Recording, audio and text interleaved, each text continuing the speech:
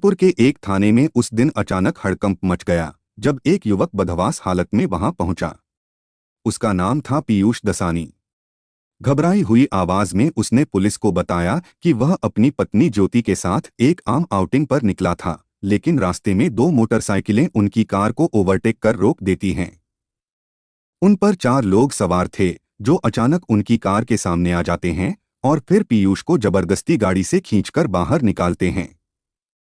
इसके बाद वे लोग उसकी पत्नी ज्योति को जबरन गाड़ी समेत अगवा कर ले जाते हैं। यह सब बताते हुए पीयूष बेहद विचलित और मानसिक तनाव में नजर आ रहा था। चूंकि पीयूष एक प्रभावशाली और संपन्न कारोबारी परिवार से ताल्लुक रखता था, इसलिए मामला हाई प्रोफाइल बन जाता है और पुलिस तत्काल हरकत में आ जाती है।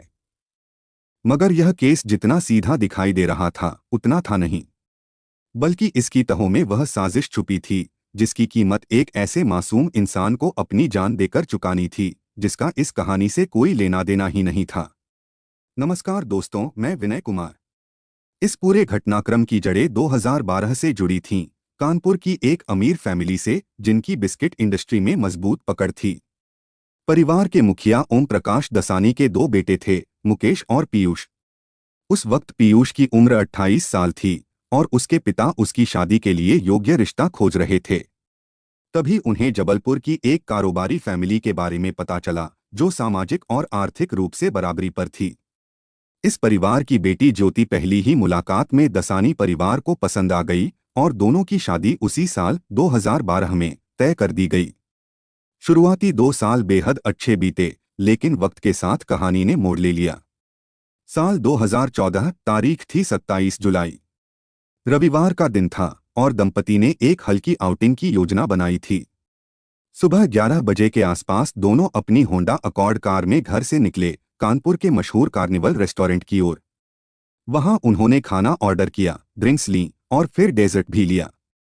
करीब सवा घंटे रुकने के बाद दोनों ने आसपास ड्राइव पर निकलने का फैसला किया। लेकिन जब उनकी कार एक सुनसान रास्ते पर पहुंचती है, तभी 2 मोटरसाइकिलें उसे अचानक घेर लेती हैं। चारों युवकों ने कार को जबरन रुकवाया और जैसा कि बताया गया, पीयूष को बाहर निकालकर ज्योति को अगवा कर ले गए। इसके तुरंत बाद पीयूष किसी तरह लिफ्ट लेकर पुलिस स्टेशन पहुंचा और रिपोर्ट दर्ज करवाई। मामला गंभीर था, इसलिए पूरे शहर में गाड़ी का नंबर फ्लैश कर दिया गया। पुलिस ने सभी चौराहों पर तलाशी शुरू कर दी। करीब 1.5-2 घंटे के भीतर ही पुलिस को एक सूचना मिली। एक कॉल आया जिसमें बताया गया कि वही Honda accord car Panki road के पास एक सुनसान इलाके में लावारिस हालत में खड़ी मिली है। स्वरूप नगर से कुछ दूरी पर स्थित उस जगह पर पुलिस तुरंत पीयूष के परिजनों को साथ लेकर पहुंची और जो दृश्य उन्होंने वहां देखा उसने सबकी रूह कपा दी। कार वही थी और जैसे ही उसे खोला गया, भीतर का नजारा देख सब सन्न रह गए। कार अंदर से खून में सनी हुई थी और पीछे की सीट पर एक लाश पड़ी थी और दुर्भाग्य से वह ज्योति की ही लाश थी। लेकिन यहां से ज्योति की लाश की हालत देखकर ऐसा लग रहा था जैसे उससे किसी ने बहुत गहरी दुश्मनी निकाली हो, क्योंकि ज्योति के शरीर पर 17 बार एक चाकू से वार किया गया था और इसके अलावा उसके पेट पर ही 6 बार इसी चाकू से वार किया गया था। ज्योति की लाश की हालत इतनी भयावह थी कि देखने वालों की रूह कांप गई। इसके बाद पीयूष की फैमिली को अस्थायी रूप से घर भेज दिया गया, जबकि पुलिस घटनास्थल के आसपास के इलाके की जांच में जुट गई। जरूरी औपचारिकताएं पूरी करने के बाद शव को पोस्टमार्टम के लिए भेजा गया। थोड़ी ही देर में पीयूष की फैमिली को दोबारा उसी अस्पताल बुलाया गया जहां ज्योति का शव पहुंचाया गया था। पीयूष और उसके परिवार वाले जैसे ही वहां पहुंचे, पुलिस का एक अधिकारी कुछ असामान्य सा महसूस करता है। उसकी नजर लगातार पीयूष पर थी। उसके चेहरे पर वह पीड़ा नहीं दिख रही थी जिसकी उम्मीद एक ताजा विधुर से की जाती है। लेकिन सबसे ज्यादा चौंकाने वाली बात जो इस पुलिस अफसर ने नोट की वह थी पीयूष की बदली हुई टी शर्ट। उसे याद था कि जब पीयूष थाने पहुंचा था और फिर जब पुलिस उसके घर गई थी, उसने एक अलग टी शर्ट पहनी हुई थी, लेकिन अब अस्पताल में उसकी पोशाक बदल चुकी थी। इतना बड़ा हादसा और इतनी जल्दी कपड़े बदलने की सूझ, यह बात उस अफसर को खटक गई। उसने अपने साथ खड़े एक सहयोगी से भी यह बात साझा की, लेकिन सबूत के अभाव में वे केवल अनुमान ही लगा सकते थे। हो सकता है यह बात मामूली हो या फिर शायद कुछ छुपा हुआ संकेत हो। पोस्टमार्टम रिपोर्ट के बाद साफ हो गया कि ज्योति की मौत चाकुओं से किए गए गंभीर वारों के कारण ही हुई थी। दूसरी तरफ अब यह मामला दो शक्तिशाली और प्रतिष्ठित परिवारों का बन चुका था, ज्योति का और पीयूष का। दोनों ही परिवार पुलिस पर लगातार दबाव डाल रहे थे कि आरोपी जल्द से जल्द पकड़े जाएं।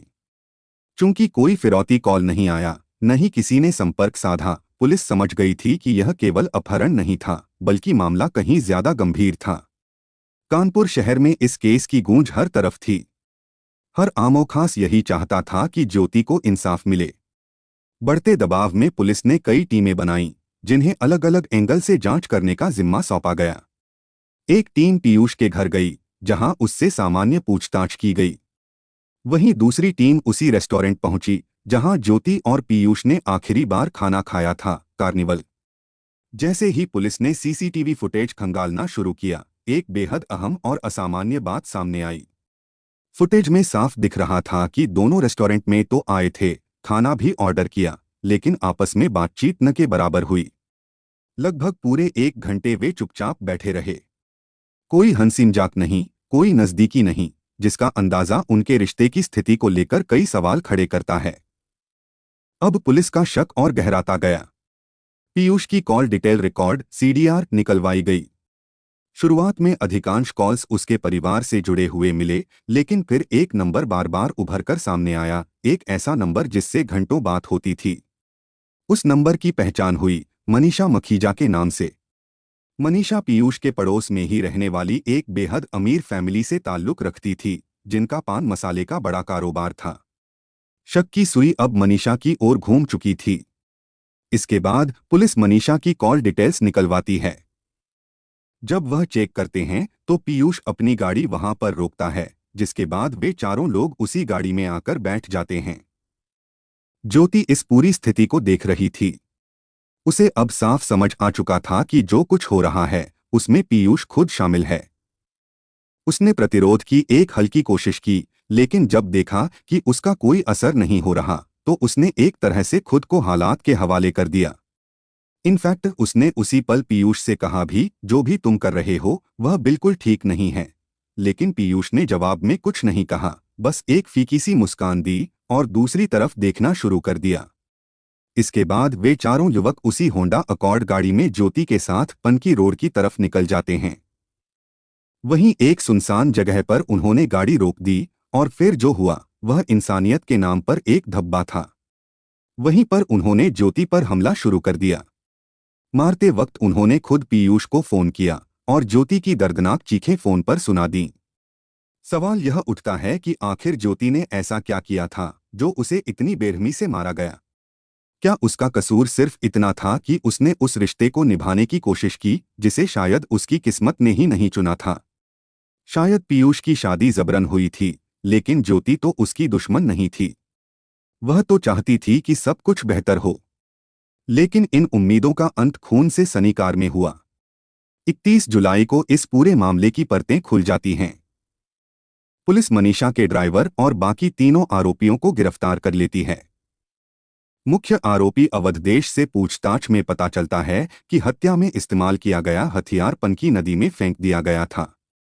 पुलिस अवधदेश को साथ लेकर वहीं जाती है और हत्या में इस्तेमाल किया गया चाकू बरामद कर लिया जाता है।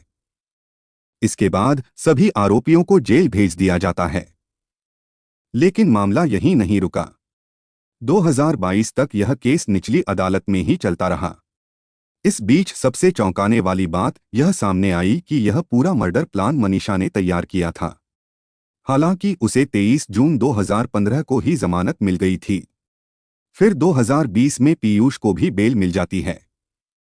यानी जो दो लोग इस पूरे अपराध के असली मास्टरमाइंड थे वे दोनों बाहर आ गए, जबकि जो 4 लोग गरीब थे और जरूर अपराध में शामिल थे लेकिन थे सिर्फ मोहरे, उनको कोई बेल नहीं मिली। 2022 में आखिरकार इस केस पर अंतिम सुनवाई होती है। 21 अक्टूबर 2022 को अदालत का फैसला आता है। सभी 6 आरोपियों को उम्र कैद की सजा सुनाई जाती है। हालांकि यह फैसला बहुत लोगों के लिए राहत था, लेकिन यह सिर्फ लोअर कोर्ट का निर्णय था। इसके बाद हाई कोर्ट और सुप्रीम कोर्ट में अपील की संभावनाएं खुली थीं। और जैसा आप जानते हैं, भारत में न्याय की प्रक्रिया कितनी लंबी हो सकती है। अफसोस सिर्फ इस बात का रहा कि एक ऐसी लड़की जिसने अपने पूरे मन से एक अनजान परिवार को अपनाया, जिसने हर रिश्ते को निभाया, उसे इस रिश्ते से सिर्फ 2 सालों में क्या मिला? मौत। पीयूष के बड़े भाई मुकेश ने बताया कि जब पिता ओम प्रकाश को इस दर्दनाक खबर की जानकारी मिली तो वे इस सदमे को सहन नहीं कर पाए। वे अपनी बहू से बहुत प्यार करते थे और इसी गम में उन्होंने भी दुनिया छोड़ दी। इस केस में सिर्फ एक अफेयर नहीं टूटा, बल्कि 7 परिवारों की जड़ें हिल गईं। सोचिए, अगर पीयूष ने मनीषा के साथ अपने रिश्ते की बात पहले ही स्वीकार ली होती, अगर उसकी फैमिली दोनों की शादी करवाने को तैयार हो जाती, तो शायद इतना कुछ बर्बाद नहीं होता। लेकिन एक सच यह भी है, खैर यह छुपाया नहीं जा सकता कि जो पीयूष और मनीषा ने किया वह बिल्कुल गलत था और जिसके लिए उनको कड़ी से कड़ी सजा जरूर मिलनी चाहिए।